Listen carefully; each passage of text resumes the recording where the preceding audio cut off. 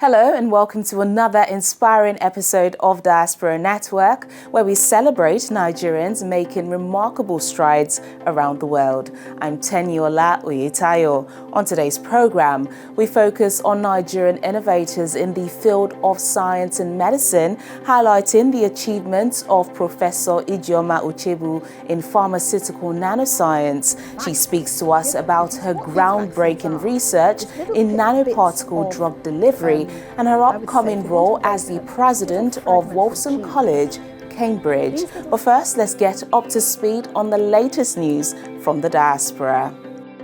Nigerian poet, editor and essayist Adebayo Agarau has won the Writer Prize at the Poetic Justice Institute for his manuscript The Year of Blood, which will be published by Fordham University Press in autumn next year. The announcement, which was made by Open Country magazine, detailed that the prize is open to poets at any stage of their career, with or without previous book publication, and winners are awarded with a $1,000 publishing deal, while modest winners have often gone on to win other awards and fellowships, such as the National Endowment for the Arts Literature Fellowship Programme, which is worth up to $25,000.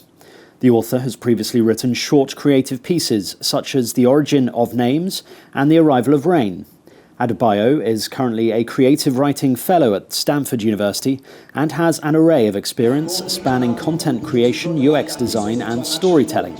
On his social media, he thanked the Institute, Fordham Press, as well as his mentor who opened all the doors for the growth of his winning piece.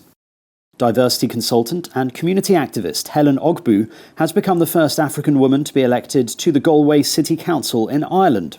The 51-year-old fled to Ireland in 2005 after her husband was murdered. Despite this tragedy, this did not stop Helen from driving for change, and she has spent the last 17 years leading and researching in areas such as charity, self-development, gender equality and immigration, which has become a hot topic during her campaign. With her election, Ogbu says she feels a message has been sent by voters that migrants are welcome here. The Labour Party member says she promises to do her best to represent every Galway City East citizen with integrity, dedication and a commitment to making it a city for everyone. The 2024 Kwibuka Women's T20 Cricket Tournament recently concluded in Rwanda in June, and Nigeria's senior team, the female Yellow Greens, made it to the third place playoffs. Despite losing to the Rwandan team, this year saw a triumphant performance for many of its players. Salome Sunday and Lucky Piti broke records when they defeated Malawi's team by 90 runs in their last round-robin game, recording their largest victory margin. In March, the team won a bronze medal against Uganda at the 13th African Games, which was held in Accra in Ghana, a huge win in one of the country's least popular sports. Following the cricket news, 23-year-old Manchester-based golfer Georgia Obo was granted special permission to participate in 2 Ladies Professional Golf Association tournaments after winning the John Shippen National Invitational in June. This means that she will not have to go through the usual qualification process, allowing her to attend this year's major LPGA Classic, followed by the Dow Championship, which runs until the end of the month. After numerous competitions in the UK, Georgia won the US Kids Championship at the age of 14, and her last event as an amateur was at the Buenos Aires Youth Olympics in 2018. Obo has a family of golfers. Her father, Jeffrey Obo, encouraged his wife to play, and since they didn't have a babysitter at the time, they would bring their daughter with them, and she naturally eased into the sport at the age of 6. Georgia laments that golf has hardly any black professional females on the world stage, so it is really important to showcase themselves at this year's event. Simon Pusey with your Diaspora Network News Wrap in London. From leading nanoscientists to pioneering medical researchers, Nigerians are making significant impacts in the scientific community around the world. In our special report this week, we take a look at some Nigerians shaping the future of medicine and the importance of their research. Over the years, the field of medicine has witnessed remarkable advancements, transforming patient care and health outcomes worldwide.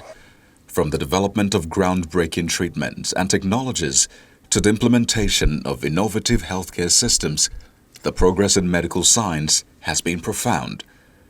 Notably, Nigerians have played a pivotal role in these advancements. What we really want to do is engage our patients, to embrace genetics research. Dr. Olufumilayo Olopade, with her research in breast cancer genetics, has revolutionized our understanding and treatment of the disease, particularly among African American women. I've been working on genetics from the very moment I went into my research laboratory because I wanted to find new ways to treat and prevent cancer. She began her career in 1980 as a medical officer at the Nigerian Navy Hospital after graduating from the University of Ibadan.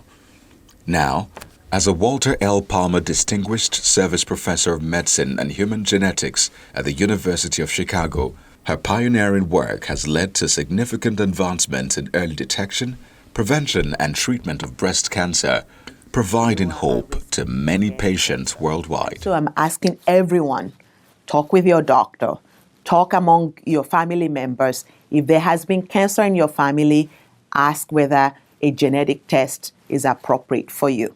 Similarly, Dr. Samuel Achilefu, a Nigerian-born biomedical engineer, is known for his innovations in optical imaging and cancer treatment. As a professor and chair of the Department of Biomedical Engineering at the University of Texas Southwestern Medical Center, he's an expert in the molecular imaging of human diseases. He gained international recognition for developing cancer-targeting optical goggles that allow surgeons to see cancer cells in real time during surgery, improving the precision and effectiveness of cancer removal. We make cancer so visible that they can't hide anymore. We had to figure out what makes them stand out, although not visible to the naked eyes. We've made major discoveries in identifying a small molecule that can latch onto cancer selectively, emit light in the near infrared, a window the eyes cannot see normally, that allows you to see all types of cancer. It doesn't matter if it's breast, lung, prostate, it latches onto them selectively. And we also developed a new method of visualizing those cancer cells called the cancer goggles.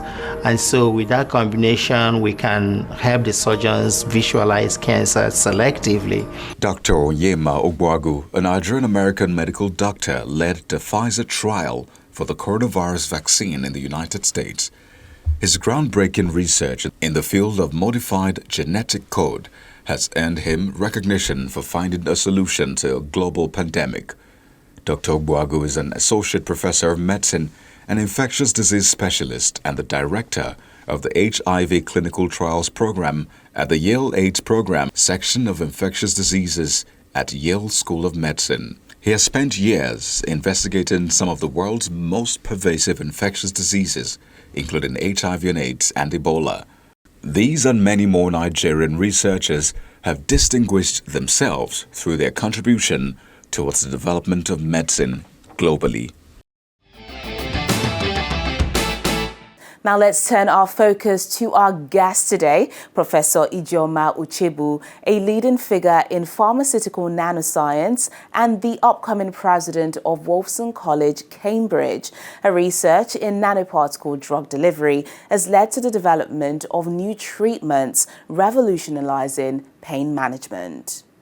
Professor of Pharmaceutical Nanoscience Ijeoma Uchebu is a Fellow of the Academy of Medical Sciences, an Honorary Fellow of the Royal Society of Chemistry, a Governor on the Wellcome Board, one of the largest biomedical sciences research charities in the world, a member of the Academy of Medical Sciences Council, and Chief Scientific Officer of Nanomerics Limited.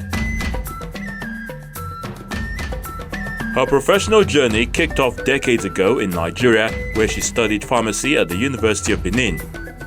After training as a pharmacist, she desired something more challenging and thought that being a researcher would be a great place to start. She gave it a try, but the infrastructure difficulties back in the 1980s made this impossible.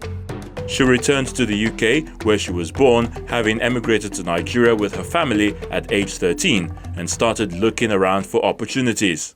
Deciding that I wanted to do a PhD and I wanted to be a scientist and I wanted to avail myself of the best infrastructure that was available. So deciding to leave Nigeria was also pivotal. It was pivotal then because I got to a point where I had been trying to do research. It was very difficult. The 80s in Nigeria was a time of huge economic adjustment. GDP had fallen by double digits. It was pretty, I would say, transformational for most of the population. Food became scarce, much less equipment to do research, and there was a massive brain drain. And it was at that point I thought, well, if I really want to be a scientist, I have to move. So that was another pivotal moment. I came across with my young family on my own, because my marriage had disintegrated by then, and decided I wanted to do a PhD and start a PhD as a single mom here.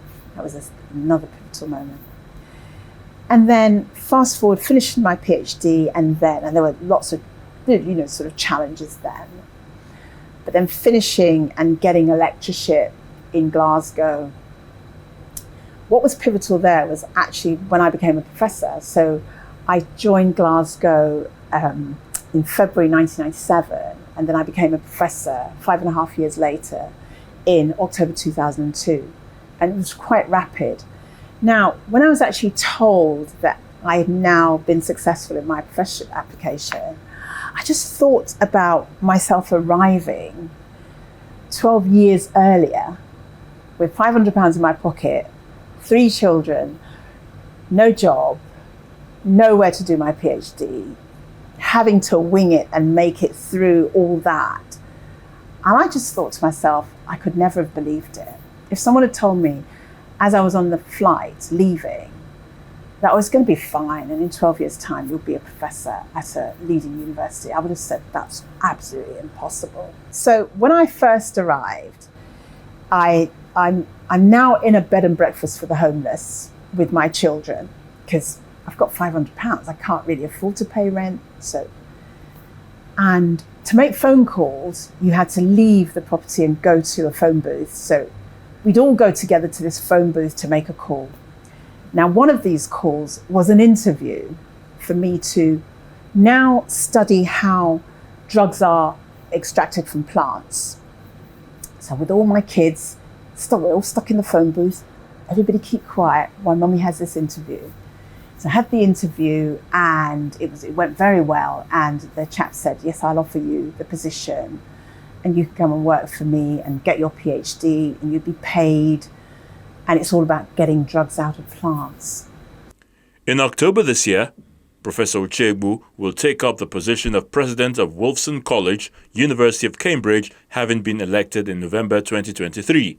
She has won numerous prizes for her work, notably the UK government's Women of Outstanding Achievement in Science, Engineering and Technology in 2007, the Royal Pharmaceutical Society Scientist of the Year 2012, Special Recognition Business of Science Leadership Award 2023, among several others. In 2019, Professor Uchegbu received an honorary degree from Lincoln University, and in 2024, she was listed in Who's Who 2024.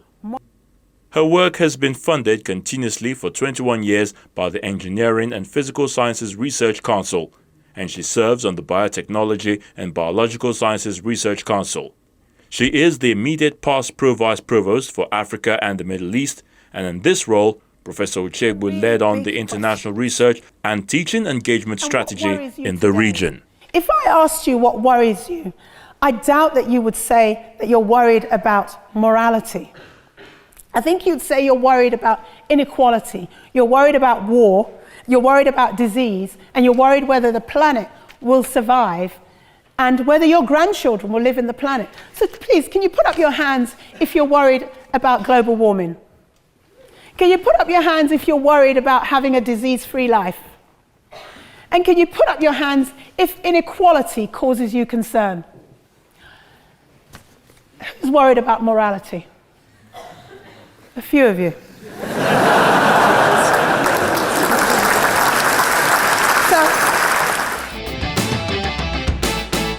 When we return after a quick break, Professor Uchebu shares her insights on the future of drug delivery, the importance of diversity in academia, and her appointment as president of Wolfson College. Please stay with us. British Nigerian nanoscientist Professor Ijeoma Uchebu, thank you so much for joining us on Diaspora Network. Firstly, I just want to say congratulations on being elected as the 7th president of Wolfson College, Cambridge. Just speak to us about the significance of this for you and what inspired you to take on the role. Yeah, I mean, it was a role I'd actually wanted for a while. I did want to head an Oxbridge College for, I would say, a few years. And so actually, when I heard that the governing body had elected me, I was incredibly excited, really, really so happy, so relieved. You go through a number of interviews and you never know until after the election whether you'd been successful. And it was an amazing thing for me to then realise that I was going to head this college, and it's a college that I've admired. It's quite forward-thinking college, and yeah, the only word I can use to describe how I felt is absolute joy. Your amazing work in nanoparticle drug delivery has gained significant recognition. Could you share with us some of the significant moments or breakthroughs in your career that led to this moment? Yeah, so if I start from the very beginning, if I may, and I think one key thing that sort of changed things for me started sort of when I was quite young. So in the UK, I went to a grammar school in the early 70s. And in those days, it was a very small selection of children. About 10% of children would go to grammar school with the dreaded 11 plus. And so I was in a good school. And even though I was in a good school, and every single week they would celebrate the sixth formers that were going to university, I didn't quite see myself as going to university, despite the fact that I was in a high-performing school. In the whole year of about 90 pupils, there were 4 black girls, despite the fact that this was a school in Hackney, East London, which at that point was not as gentrified as it is now, was largely immigrant communities. So I never felt that I would, be part of the group of high achieving students that I was seeing on the stage once a week being celebrated. But then going to Nigeria as a 13-year-old child and going to Eastern Nigeria just out of the Civil War, it was quite a devastated space. A lot had happened, quite devastating for the population there, just beginning to recover, and there was a lot of resilience on show. But nevertheless, to my eyes, it looked like a place that had really been through the wars, which it had. But it was the best thing that ever happened to me, because as soon as I got there, I saw people in positions of authority that looked like me, and it changed my ambition overnight.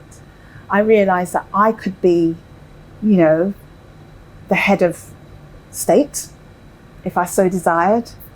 I could be my local doctor if I so desired. I could do much more than I was seeing when I was a child in the UK. And I'm not trying to minimize the abrupt difference in these two environments, which was really stark. But getting there really fueled my ambition. I went to university when I was 16 years old, so really young. But I can tell you absolutely that if I was still in the UK, I very much doubt I would have been able to achieve that. Because my world was smaller. My vision was smaller. The people I saw that looked like me were not doing the kinds of jobs that I saw them doing in Nigeria. So that was a big moment. In what ways would you say your Nigerian heritage has shaped your approach to leadership and also academia? One thing I have that a lot of academics don't have is knowledge and experience of working in a low resource environment. I understand the challenges. When I was in Nigeria trying to do my master's research, I would travel from Lagos to Ife, which is a 2-hour journey by road, just to do one analytical test. And if I got there and the equipment was down, I would have to drive all the way back. So I understand this. I would drive from my university about 4 miles to another facility just to use a centrifuge because we didn't have one and they had one. I would drive to a library to get a particular document that I needed to consult. So I understood the challenge of working in a low resource environment. So when you approach, and the whole reason why you work internationally across geographical borders is because you end up with better results. One person brings some form of expertise, another person brings another form of expertise, and together then you create the best science. We cannot, as scientists working in the West, say we're going to solve big problems like climate change, food security, infectious diseases, just by focusing on what we can do in our laboratories in the West. We need to work with other scientists in other areas in order to solve these huge problems. So once you bear that in mind, and then you want to create a partnership of equivalence, so that everybody brings something meaningful to the table. There are no junior partners or senior partners. Everybody's bringing something and there's a mutual respect for each other's expertise. If you're someone like me that has worked in a low resource environment, you immediately know what the challenges are. You don't have to guess at them. You don't have to wait for them to be revealed.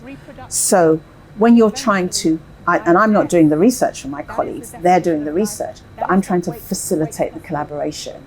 The language is important, the way you show up is important, the way you listen is important.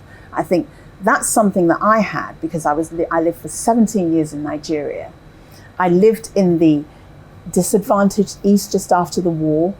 I then moved to Lagos, which is a lot more affluent, and lived there. And even then I could see the difference between the two territories, but then I could see when I came to the UK, the difference between Lagos and London. So having that experience means that when you're addressing people and you're showing up at meetings, you really have a respect for someone who has had to mount all these hurdles, the types I described, to get one piece of data. It's huge, and you respect that. Yeah, and just on that note of you having experienced, both, what advice would you give to young Nigerian students or researchers aspiring to follow in your footsteps? Yeah, it's a question which I always try to dodge because it's very difficult to sort of give advice because everybody's situation is slightly different. But I think one thing that I always bore in mind is I never gave up. Even when I had challenging economic circumstances as a PhD student of a single mum of a young family, there was never a time that I thought, okay, I'm just going to give up on this. Because when I entered the lab and I saw all the equipment I only imagined when I was in Lagos, but it was there now for me to use. If I wanted a chemical, I would just fill in a form and it would arrive the next day.